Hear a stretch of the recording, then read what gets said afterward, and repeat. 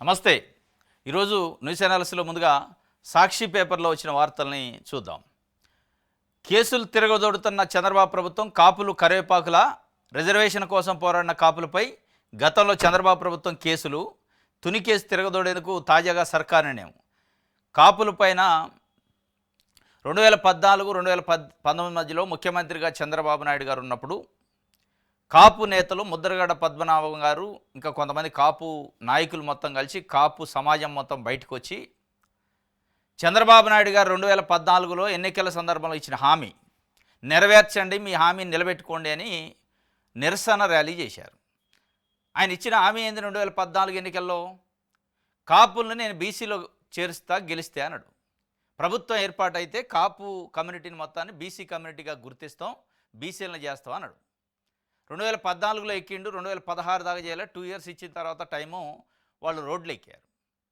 ఆ రోడ్లు ఎక్కిన సందర్భంలో జరిగిన దుర్ఘటన, రైలు దహనం విషయం పైన చాలామంది పైన కేసులు పెట్టారు, కాపు నేతల పైన. చంద్రబాబు నాయుడు గారు గవర్నమెంట్ ఉన్నప్పుడే రైల్వే కోర్టు విజయవాడ కేసులు మొత్తాన్ని కొట్టేసింది. 2023లో అక్విటల్ అయినట్టు కేసు, అంటే కేసు లేదని డిస్మిస్ చేసేసింది. కేసు ప్రూవ్ కాలే, అయిపోయింది. కాపు నేతలు చేసింది చంద్రబాబు నాయుడు గారు ఇచ్చిన హామీ పైనే, వేరే కొత్తగా ఏం సరదాగా చేయలే. చంద్రబాబు నాయుడు గారు 2014లో ఎన్నికల సందర్భంలో మిమ్మల్ని బీసీలో కలుపుతాను హామీ ఇచ్చిండు, హామీని నిలబెట్టుకోలేదు, తొంగలో దొక్కిండు. ఆ హామీని నిలబెట్టుకోండి మహాప్రభు అని ధర్నా చేయడానికి రోడ్డు మీదకి వచ్చారు. దాంట్లో జరిగిన సంఘటనలో రైలు దహనమైంది. అది ఒక యాజిటేషన్. కేసులు పెట్టారు, అది కేసు నడిచింది. 2023 వరకు హీరింగ్ అంతా దానికి వాయిదాలన్నీ నడిచినాయి, కొట్టేశారు. ఇప్పుడు 2024లో గవర్నమెంట్ వచ్చిన తర్వాత చంద్రబాబు నాయుడు గారు నిన్న వాళ్ళు మళ్ళీ హైకోర్టుకి అప్పీల్ చేస్తున్నాడు. దానిపైన కొట్టేసిన కేసు పైన రీఓపెన్ చేయాలి కేసుని, హైకోర్టు పర్మిషన్ తీసుకోనని ఒక ప్రయత్నం, దానికి సంబంధించి ఒక సర్క్యులర్ని రిలీజ్ చేశారు. ఇగో ఇది. దీంట్లో ఏం రాశారంటే 2/6/2025 నిన్నే హైకోర్టు జీపీకి రాశారు. హైకోర్టులో మీరు అప్పీల్ చేయండి, ప్రభుత్వం తరపున so case Vijayawada railway court కొట్టేసిన కేసుని రీఓపెన్ చేయడానికి అప్పీల్ చేయండి, దానిపైన కొట్టివేత పైన అప్పీల్ చేయండి అని. అంటే ఏంది మీ ఉద్దేశం? అంటే మీరు ఇచ్చిన హామీ ఏంది? 2014లో బీసీల్లో కలుపుతున్నారు, కలపలే, అది పెద్ద మోసం, చీటింగే కదా. మరి చీటింగ్ ఇప్పుడు వాళ్ళు మీరు ఇచ్చిన హామీని నిలబెట్టలేదని కేసు, అంటే ఉద్యమం చేస్తే కేసులు పెడితే ఆ కేసులు కోర్టు కొట్టేస్తే దానిపైన మీరు అప్పీల్ చేస్తుంటే ఇలా మరి మీరు ఇచ్చిన హామీని నిలబెట్టుకోలేదని ఎవరికి అప్పీల్ చేయాలి? వీళ్ళు ఎన్నికల్లో మీరు 45 సంవత్సరాల రాజకీయ జీవితం మీది, అత్యంత సీనియర్ నాయకుడు, విజన్ ఉన్న నాయకుడు, మాట తప్పని మడమ తిప్పని నాయకుడు అని చెప్పుకుంటూ ఉంటారు. మరి మాట తప్పారు, మడమ తిప్పారు, మోసం చేశారు. ఆ మోసం పైన ఎవరిపైన కేసు పెట్టాలి, ఎక్కడ కేసు పెట్టాలి అనేది ఇలా కాపు సమాజం అడుగుతుంది. కాపులు కరేపాకులు అంటే కరేపాకులు అవుతారు రాజకీయ నాయకులు తలుచుకుంటే. అదే కాపులు మొన్నటి ఎన్నికల్లో పవన్ కళ్యాణ్, బీజేపీ, చంద్రబాబు నాయుడు గారు పొత్తున్నారు కాబట్టి సమర్థవంతంగా ఓటింగ్ వేసి గెలిపించారు కూటమిని. మళ్ళా కేసులు పెట్టుకోవడానికి గెలిపించినట్టే ఉంది. ఇప్పుడు కనీసం ఉండాలి కదా ఒక యాజిటేషన్ మూమెంటు. ఇప్పుడు కూటమిలో ఇది ఒక పెద్ద సవాలు. సరే, అది అప్పీల్ చేస్తారా, అప్పీల్ చేస్తే హైకోర్టు ఏం చెప్పిద్ది, ఎంతమంది జైలుకు పోతారు పోరా అనేది పక్కన పెట్టండి, ఎందుకంటే ఆల్రెడీ అక్వైటల్ అయిన కేసు. ఇప్పుడు పవన్ కళ్యాణ్ గారుని కాపు జాతి మొత్తం మా ప్రతినిధి ఆయన అనుకుంటున్నారు. ఆయన ఏం చేస్తాడు? ఈ రీఓపెన్ పైన పవన్ కళ్యాణ్ గారి పార్టీ స్టాండ్ అయింది. తోలాల్సిందే జైలుకి. చంద్రబాబు నాయుడు గారు 2014 ముందు బీసీలో కాపులను కలుపుతున్నాడు, అబద్ధం ఆడిండు, అబద్ధం ఆడట కరెక్టే అని చెప్తున్నా. మోసం చేసిండు, అది కరెక్టే. మోసం చేసినా మీరు యాజిటేషన్ చేయొద్దు, చేస్తే కేసులు ఇట్లే ఉంటాయని చెప్తున్నా. లేదు, మీరు మోసం చేశారు, మోసం పైన మా కాపు సంఘాలు రోడ్ల మీదకి వస్తే మీరు ఎట్లా కేసులు పెడతారు, కేసులను వాళ్ళు కోర్టులో ఫేస్ చేసి కొట్టేపించుకున్నాక మళ్ళీ మీరు ఎట్లా అప్పీల్ చేస్తారని ఇలా కూటమిలో ప్రధాన భాగస్వామి పక్షం ముఖ్యమంత్రి పవన్ కళ్యాణ్ గారు అడగాల. ఆయన స్టాండ్ ఏంది చెప్పాలి ఇప్పుడు అనేది ఇలా కాపు సంఘాలు, కాపు ప్రజలు అడుగుతున్నారు. మరి ఏం చేస్తారో చూడాలి. మొత్తానికైతే కరేపాకులు లెక్కన చేశాడు. ఒక కాపులే కాదు, ప్రజలను కూడా కరేపాకుల కిందనే లెక్కేసినట్టే కదా. గ్రామ వాలంటీర్లు 2,66,000 మంది, వాళ్ళకు కూడా మీకు ఇచ్చినట్టే హామీ ఇచ్చిండు. 2014లో మీకు ఎట్టయితే బీసీలో కలుపుతున్నాడు, వాళ్ళని కూడా మీకు 5 కాదు 10,000 ఇస్తున్నాడు. వాళ్ళనే కరేపాకు లెక్కనే చేసిండు. మహిళలకు 1500 ఇస్తానన్నాడు. వాళ్ళనే కరేపాకుల కిందనే చేసిండు. ఇట్లాంటివి చాలా ఉంటాయి. కరేపాకు చేయడానికి రాజకీయ నాయకులలో కరేపాకు చేయటం అనేది కామను. దాని మీద ఉద్యమం చేయటం అనేది ప్రజల బాధ్యతగా. ఆ ఉద్యమం చేస్తే కేసులు పెట్టడం అనేది మళ్ళీ ప్రభుత్వం కూడా ఇదొక కక్ష సాధింపు. అంటే కక్ష సాధింపు ఏ స్థాయికి పోయిందంటే చంద్రబాబు నాయుడు గారు పదే పదే చెప్తున్నారు, నాకు కక్ష సాధింపు ఉండదు, నేను పట్టించుకోనని. మరి దీన్ని ఏమంటారు? కొట్టేసిన కేసుని అంతా, అది కూడా యాజిటేషన్ కేసు కదా, ఒక ఒక ఒక కమ్యూనిటీకి సంబంధించిన యాజిటేషన్ కేసు. మీరు ఇచ్చిన హామీ పైనే కొంచెమైనా లాజిక్ ఉంటే, నేనే హామీ ఇచ్చినా, నేనే మోసం చేసినా, కేసు ఏదో అయిపోయింది, మర్చిపోయారు, దాన్ని అట్లా ఉంచితే బాగు, మళ్ళీ నన్ను ఆదరించారు అని చెప్పి ఉండకుండా దాన్ని మళ్ళీ కందిరీగలు తిట్టనగలిగితే ఎవరికి నష్టం? ఇవాళ కూటమికే నష్టం అవుతుంది. అది నాకు తెలిసిన వరకైతే కూటమిలో లొకలొకలు దీంతోనే స్టార్ట్ అయింది. పవన్ కళ్యాణ్ స్టాండు చెప్పాలని చెప్పి జనసేన కింద కేడర్ కూడా అంటది, ఏంది మన కాపుల పైన ఈ స్థాయిలో కేసులు మళ్ళీ రీఓపెన్ చేస్తారంటే మీరు ఏం చేస్తారు అనే ప్రశ్న వస్తుంది. మరి ఏం చెప్తారో చూడాలి. మొత్తానికైతే కొరివితో తలగొక్కుండు చంద్రబాబు నాయుడు గారు. గతంలో 2016 అప్పుడు కూడా ఇదే కొరివితో తలగొక్కునే 19లో ఓడిపోవడానికి కారణమైంది. ఇప్పుడు మళ్ళీ కొరివితో తలగొక్కుండా ఏమైతే చూడాలి. మీ అనుభవం నేర్పింది ఇదేనా బాబు అని జగన్మోహన్ రెడ్డి అడుగుతుండు. ముఖ్యమంత్రి చంద్రబాబు నిలదీసిన వైఎస్ఆర్సీపీ అధ్యక్షుడు మాజీ సీఎం వై జగన్, మా ప్రభుత్వ హయాంలో 5 ఏళ్ళు చేసిన రుణంలో మీరు ఏడాదిలోనే చేసిన అప్పు 44%. మీరు అడ్డగోలుగా భారీగా అప్పులు చేసినా అభివృద్ధి జాడలేదు, సంక్షేమం ఊసేలేదు. మీ దశాబ్దాల అనుభవం ఏడాదిగా రాష్ట్రానికి ఇచ్చింది ఇదేనా? కాగు MOSPI నివేదికలు గణాంకాలతో టీడీపీ కూటమి ప్రభుత్వం ఆర్థిక అసమర్థతను కడిగేస్తూ ఎక్స్లో వైఎస్ జగన్ పోస్ట్ చేసిండు. జగన్మోహన్ రెడ్డి గారు నిన్న అప్పుల పైన సూటిగా ఎక్స్లో ముఖ్యమంత్రి చంద్రబాబు నాయుడు గారిని ప్రశ్నించిండు. నేను 5 ఏళ్లలో చేసిన అప్పులలో 1 ఇయర్ కాకముందే 44% పూర్తి చేసి, 44% నియర్లీ ఇక 50% అయిపోయినట్టే. ఇంకొక 5-6 నెలలు అయితే 50 కూడా అయింది. 5 సంవత్సరాల్లో జగన్మోహన్ రెడ్డి అప్పులు చేసిండు, ఈ రాష్ట్రాన్ని శ్రీలంక చేసిండు, విధ్వంసం చేసిండు అప్పులతోనే అన్నారు. ఆర్థిక విధ్వంసం చేసిండు, అప్పులు చేసి అన్నారు. మొత్తం కలెక్టరేట్లు, MR ఆఫీసులు, MD ఆఫీసులో తాకట్టు పెట్టిండు, మున్సిపల్ ఆఫీసులని అప్పుల కోసం అంటారు. మరి ఆ తాకట్టు నుంచి వాళ్ళు ఇడిపించారా మీరు మీ అనుభవంతో? ఆ అప్పుల్ని తగ్గించే కార్యక్రమం మీ అనుబంధం చేస్తారంటే చేయట్లే. చేయకపోగా ఏం చేస్తున్నారు? ఏ జగన్మోహన్ రెడ్డి అయితే అప్పులు చేసిండు అన్నాడో, ఎంతైతే అప్పులు చేసిండు, విధ్వంసం చేసిండారో దాంట్లో 44% ఇప్పటికే 1 ఇయర్ కాకముందే అయినాయి. 44% 1 ఇయర్కి అయితే ఇంకొక 1 ఇయర్లో ఇంకో 44% అయితే అంటే 88%, 90% పూర్తయితే 2 ఏళ్లలోనే. అంటే జగన్మోహన్ రెడ్డి చేసిన అప్పులు చంద్రబాబు నాయుడు గారు 2-2.5 సంవత్సరాల్లో చేసేస్తాడు. మరి ఏమంటారు? దీన్ని ఏమంటారు? ఇదే శ్రీలంక, దీన్ని ఏం విధ్వంసం అంటారు అనేది అలా ఆంధ్రప్రదేశ్లో ప్రజలు మాట్లాడుకున్న పరిస్థితి. అప్పులపైన ఏ రాజకీయ పార్టీకి మాట్లాడే అర్హత లేదు వాస్తవంగా. అది కూడా చంద్రబాబు నాయుడు గారికి అంతకంటే లేదు. ఈ అప్పులు ప్రపంచ బ్యాంకు ఈ వ్యవస్థని ఇంట్రడ్యూస్ చేసిందే చంద్రబాబు నాయుడు గారు 1995లో.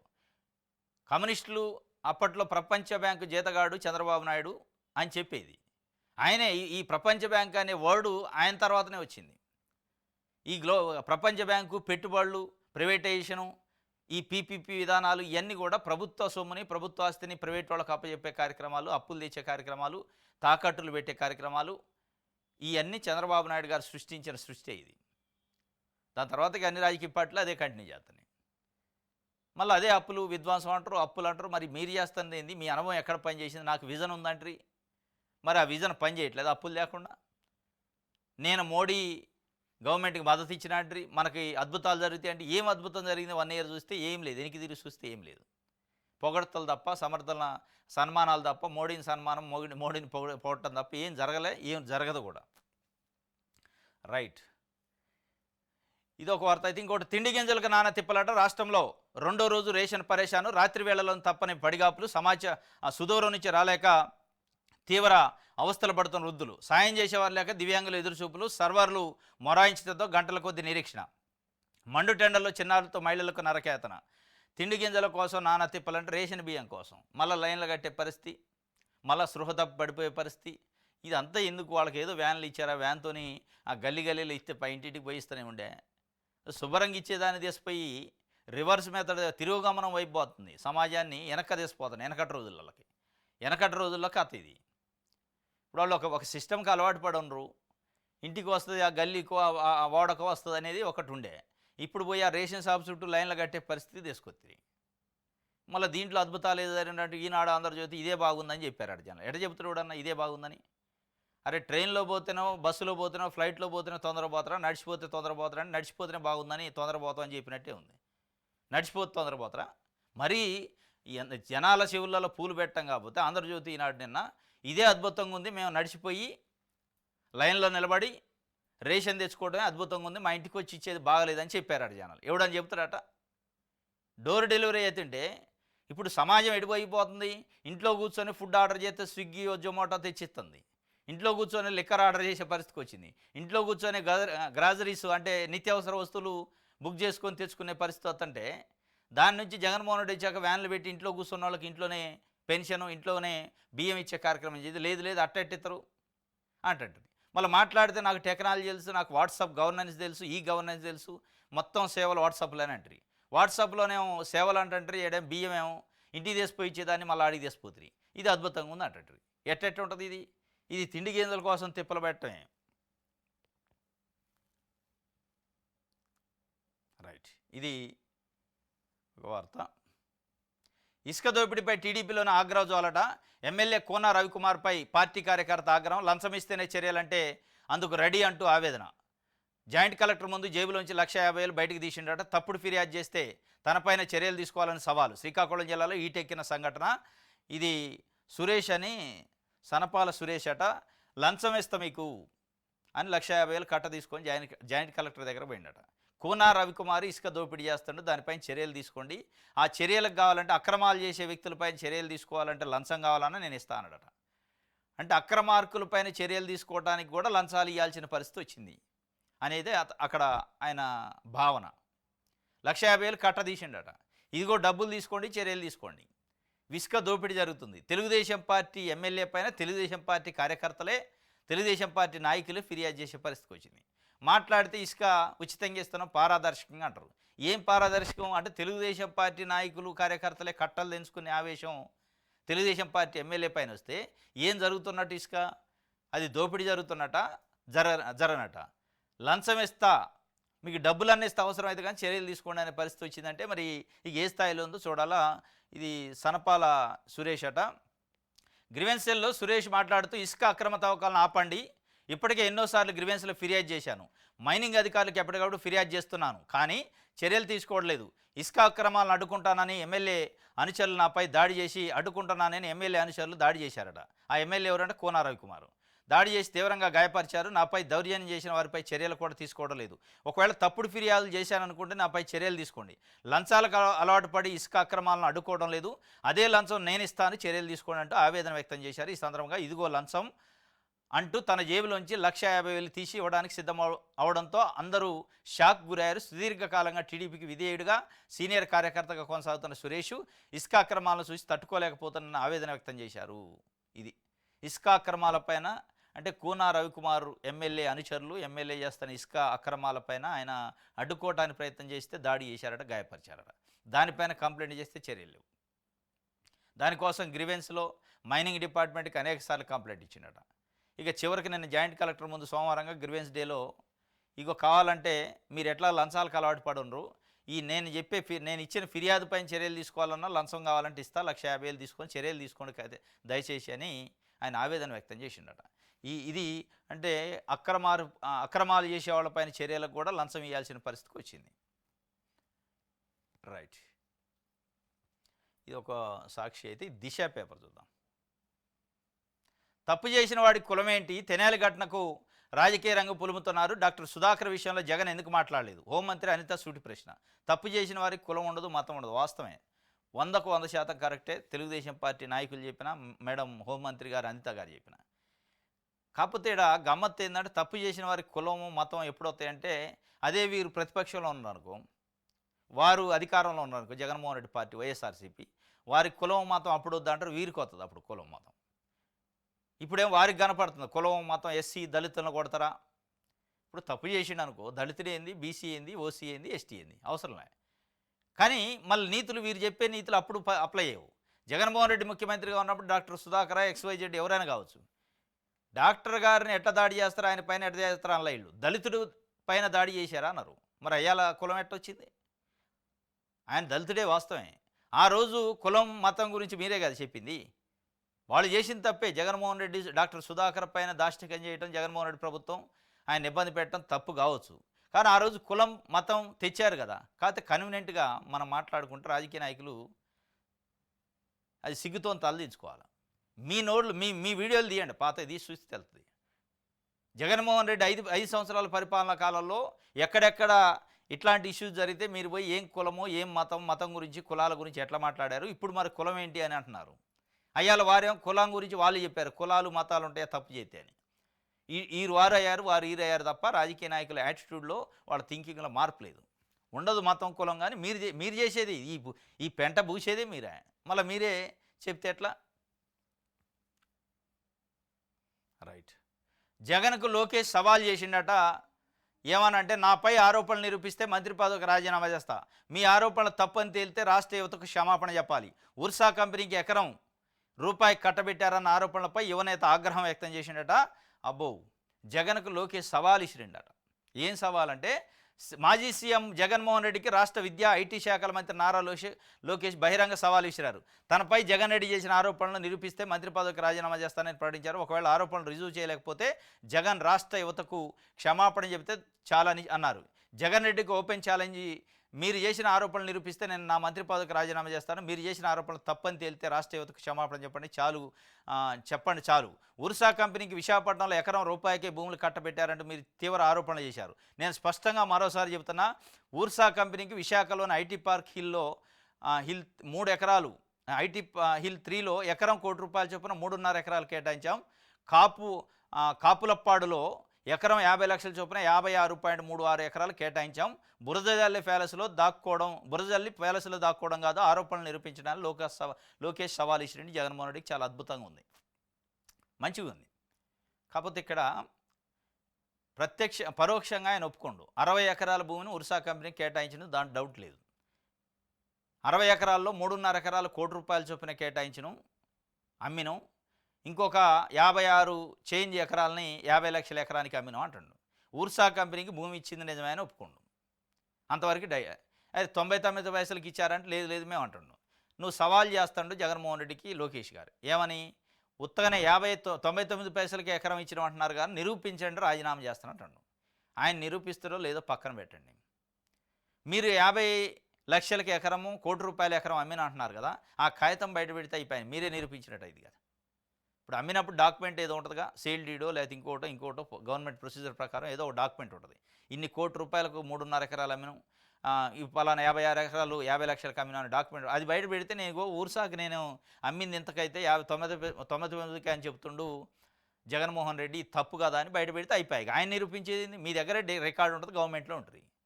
ఆయన తప్పు అని జనం అర్థం చేసుకుంటారు కదా, అది ఎందుకు బయట పెట్టట్లే? నిజంగానే మీరు చెప్పింది నిజమైతే ఎందుకు బయట పెట్టలే? ఇది ఒక కారణం. ఇంకోటి, అసలు ఉర్సా కంపెనీకి 60 ఎకరాలు ఇచ్చా అంటున్నారు, అది ఉందా లేదా? ఒట్టి కంపెనీయా గట్టి కంపెనీయా? అసలు కంపెనీ లేదు, కేర్ ఆఫ్ లేదు, అడ్రస్ లేకుండా కంపెనీకి ఇచ్చారనేది ఇంకొక ఆరోపణ. డబ్బులు రేట్ ఎంత అనేది సెకండరీ. ఫస్ట్ అసలు కంపెనీ అర్హత లేదా, అర్హత లేని దానికి ఇచ్చారంటున్నారు. ఆ అర్హత గురించి కూడా మీరు సవాలు ఇసిరారు కాబట్టి చెప్తే బాగుంటుంది. అర్హతని ప్రూవ్ చేయాలి మీరే, ప్లస్ 99 కాదు ఇన్ని ₹1 50 లక్షలకు అమ్మినా అని కాగితం బయట పెడితే అయిపోయాయి.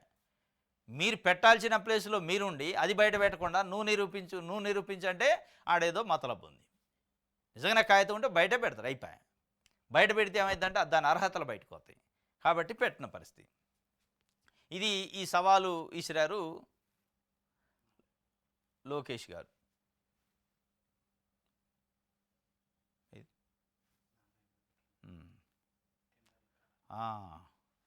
టెండర్లు ఖరారు చేసిండట నారాయణ గారు అమరావతిలో. ఐకానిక్ భవనాలని జీఏడి బిల్డింగు, సెక్రటరియట్లు కొన్ని 3,673 కోట్లతో 5 అడ్మినిస్ట్రేటివ్ టవర్లట. రెండో దశలో 40,000 ఎకరాల ల్యాండ్ పూలింగ్లో 36,000 ఎకరాలు ఇచ్చేందుకు రైతులు సిద్ధం. పురపాలక పట్టణాభివృద్ధి శాఖ మంత్రి నారాయణ గారు మంత్రి, పురపాలక శాఖ మంత్రి. కానీ నాకు అనిపిస్తుంది కదా, ఇప్పుడైనా అదే మంత్రి. ఆయన పురపాలక శాఖ మంత్రి లేదు, భూములు గుంజుకునే మంత్రి లెక్క ఉంది ఆయన పని.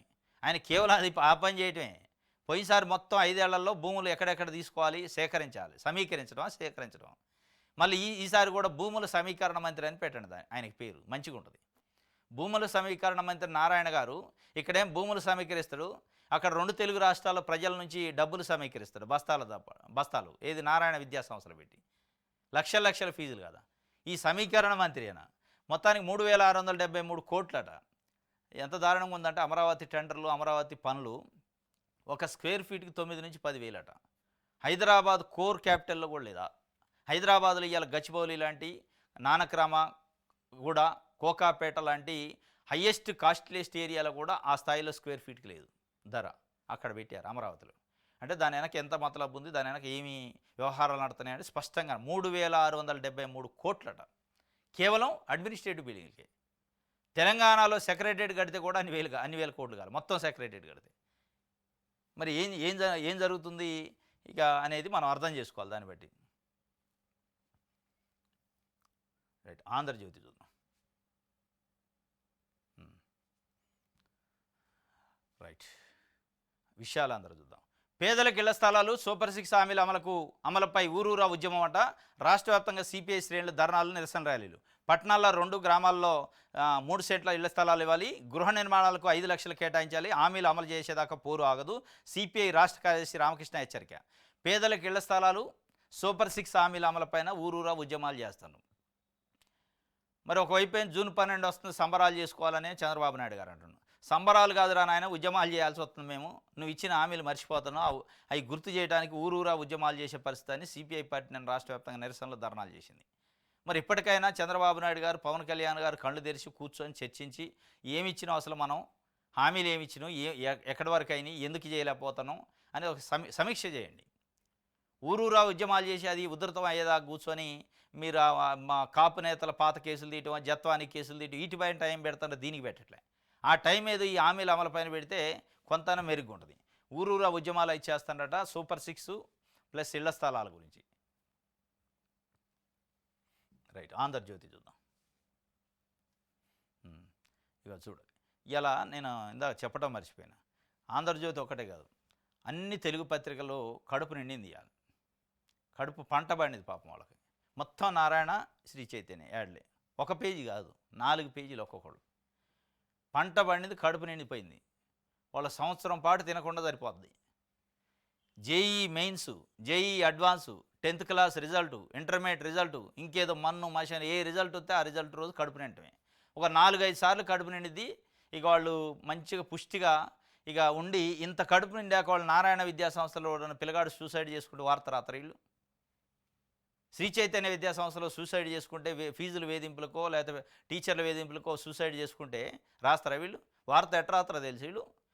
ఓ ప్రైవేటు కళాశాలలో ఒక విద్యార్థి ఆత్మహత్య చేశారు. ఆ ప్రైవేటు కళాశాల పేరు ఇంత పెద్ద లావు అక్షరాలతో నేడు రాశారుగా, ఇది గుర్తురాదు. అప్పుడు ఇక్కడ రాశారుగా శ్రీ చైతన్య అని, ఇక్కడ రాశారు నారాయణ అని, ఇంత పెద్ద అక్షరాలతో రాశాక ఓ ప్రైవేటు కళాశాల అని రాస్తారు.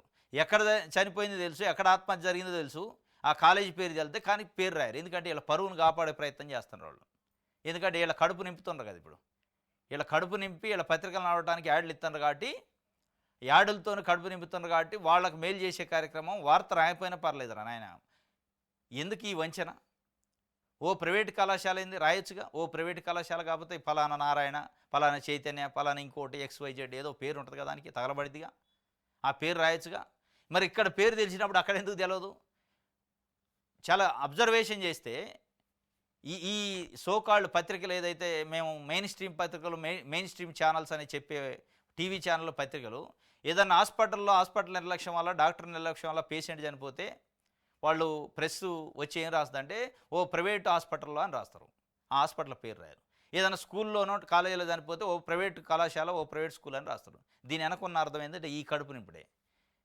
ఈ కడుపు నిండా వీళ్ళకి అన్నం పెడతారు కాబట్టి, కడుపు నిండా యాడ్లు ఇస్తారు కాబట్టి వాళ్ళ పరువును కాపాడే ప్రయత్నం, వాళ్ళని బయటికి పడకుండా చేసే ప్రయత్నం చేస్తున్నారు. అంటే వీళ్ళు ఎంత జర్నలిజం నామ్స్ పాటిస్తున్నారు అనేది మనకు అర్థమవుతుంది. చూడండి, మొత్తం అయ్యే ఇక వార్తలు లేవు. ఎవడన్నా చెరుకు పంటను తగలబెట్టుకుంటూ వార్తేడు ఆంధ్రజ్యోతి. ఆయన మిర్చి రైతు వచ్చి రోడ్డు మీద తగలబెడితే వార్తేడు, పొగాకు రైతు వచ్చి రోడ్డు మీద తగలబెడితే వార్తేడు, పోలీసులు నడి రోడ్డు పైన 3rd డిగ్రీ ప్రయోగిస్తే వార్త ఉండదు. కానీ నారాయణ విద్యా సంస్థలు వార్త అది యాడిస్తే కడుపు నిండా పండగ చేసుకొని ఆగం అవుతాడు, అడివడి చేసి జనాల్ని. రైట్,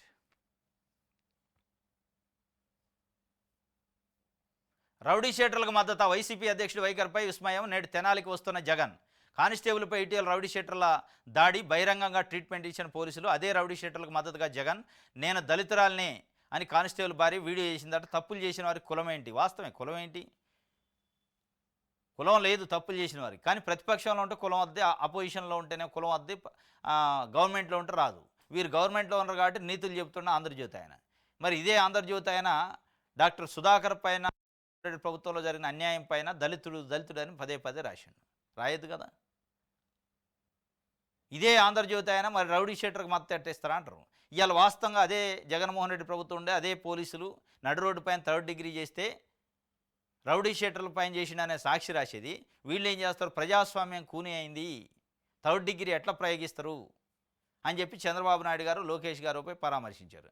అంటే వీరు వారు అవుతారు, వారు వీరు అవుతారప్ప ఎవడికి వాడే ఏం లేదాడ. చట్టాన్ని చేతిలోకి తీసుకోవడంలో ఎవడికి వాడే పోటీ. రైట్, నెక్స్ట్ ఆంధ్రప్రభ చూద్దాం. అమరావతి భవనాలకు టెండర్ల ఖరారు. 3,673 కోట్లతో జీఐడి 4 హెచ్ఓడి టవర్ల నిర్మాణం. హైవే ఓఆర్ఆర్కి దగ్గరలో అంతర్జాతీయ విమానాశ్రయం. మరో 40,000 ఎకరాల సమీకరణకు ప్రతిపాదనలు. ఇప్పటికే 24,000 ఎకరాల పూలింగ్కు ముందుకు వచ్చిన రైతులు. అమరావతి టెండర్లు ఖరారైనట. ఇది కడుపు నిండే కార్యక్రమమే. పంట పండింది. టెండర్లు ఖరారైనాయి అంటే గవర్నమెంట్కి పంట పండినట్టే కొంతమందికి, అందులో ఉన్న వాళ్ళకి. వరద జలాలతోనే బనకచెర్ల తెలంగాణ అభ్యంతరాల్లో సాహిత్యకత లేదట. ఇది సెల్ఫ్ ఫైనాన్స్ ప్రాజెక్ట్ అట. ప్రాజెక్టులు సెల్ఫ్ ఫైనాన్సే, రాజధాని సెల్ఫ్ ఫైనాన్సే, అమరావతి కూడా సెల్ఫ్ ఫైనాన్సేనట. ప్రాజెక్టు కూడా సెల్ఫ్ ఫైనాన్సే.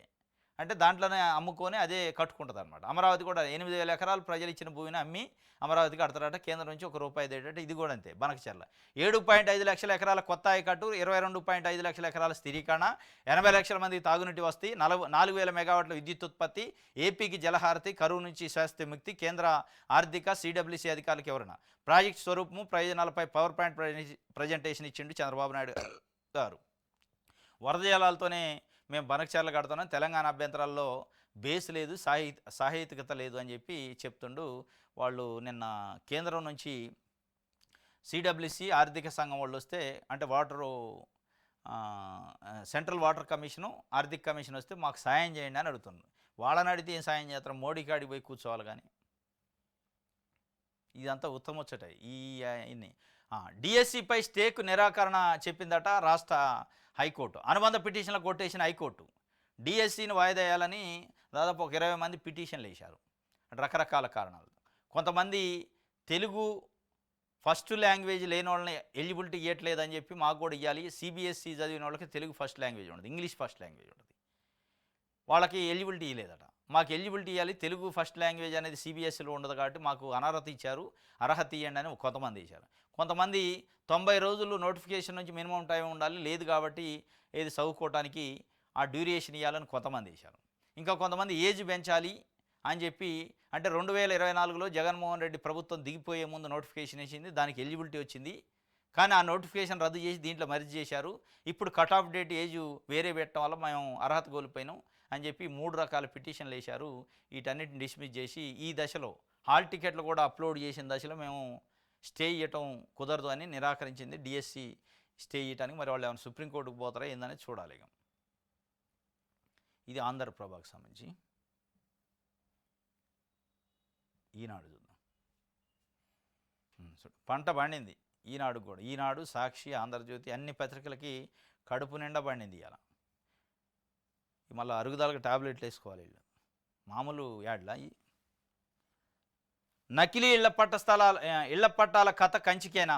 మచిలీపట్నంలో 10,000 పట్టాలు ముద్రించి వాటిలో 5,000 పనిచేసిన విచారణేది. గన్నవరం ఘటనపై కేసు పెట్టినప్పుడు ఇక్కడ ఎందుకు మినహాయింపు? నాడు ధర్నా చేసిన కొల్లు రవీంద్ర కూడా ఈ విషయం మర్చిపోయారా? ఆయన మర్చిపోయిన మీరు మర్చిపోనిరుగా. కొల్లు రవీంద్ర ధర్నా చేసిండట. మచిలీపట్నంలో 10,000 ఇళ్ల పట్టాలకి ముద్రించారు, కానీ 5,000 ఇచ్చారు, మిగతా 5,000 గోలుమాలైనవి, దానిపైన కేసులు పెట్టాలి అని చెప్పి. మరి గన్నవరంలో జరిగిన ఘటన పైన కేసులు పెట్టినప్పుడు మచిలీపట్నంలో ఎందుకు పెట్టరు, ఎందుకు మర్చిపోయారని ఈనాడు పత్రిక కొల్లు రవీంద్ర గుర్తు చేసింది. నువ్వే ధర్నా చేస్తే నువ్వు మంత్రి ఉంటి ఎందుకు చర్యలు తీసుకోవట్లేదని. మరి 5,000 పట్టాల కథ వెనక ధర్నా చేసి ఉండొచ్చు కానీ ఈయన కూడా ఉండ, మరి ఎందుకు చేయట్లేదో అర్థం కాలే. మరి చంద్రబాబు నాయుడు గారు అని అడగాలి. ఈనాడులో రాసిండు కాబట్టి మీ మీ దత్తపత్రిక అది. ఆ దత్తపత్రికే ఇళ్ల స్థలాలలో జరిగిన మోసాలపైన కేసులు ఎందుకు పెట్టట్లేదంటే తెలుగుదేశం పార్టీ నాయకులు ఉంటారు. ఇక దాంట్లో యాజ్ యూజువల్ కదా. అదే వైఎస్ఆర్సీపీ ఇంకోటి ఉంటే ఈజీ కేసు పెడతారు. జత్వానీని అక్కడి నుంచి పట్టుకొచ్చే కేసు పెట్టాక ఇది పెద్ద సమస్య కాదు. దాని వెనక పచ్చ బ్యాచ్ ఉండొచ్చు. ఉండబట్టే మరి వీళ్ళ బాధ ఏంటంటే మరి వీళ్ళకి ఏమైనా ఈనాడుకి ఆ పచ్చ బ్యాచ్కి ఏమైనా గొడవలు ఉన్నాయేం పడో రాస్తుంటారు. ఈనాడు ఆంధ్రజ్యోతి పచ్చ బ్యాచీల పైన వార్త రాసిందంటే వాళ్ళకి తేడా ఉన్నప్పుడు రాస్తారు. అవి సాధారణంగా రాయరు. రాశారంటే మరి ఇళ్ల స్థలాలు కథ కంచికి చేరిందట. కంచికి కాదు, అమరావతికి చేరాల. రైట్. ఇది ఈనాడుకు సంబంధించి. ఇది ఈరోజు న్యూస్ అనాలిసిస్. రేపు తాజా వార్తలతో తిరిగి కలుసుకుందాం. Thank you.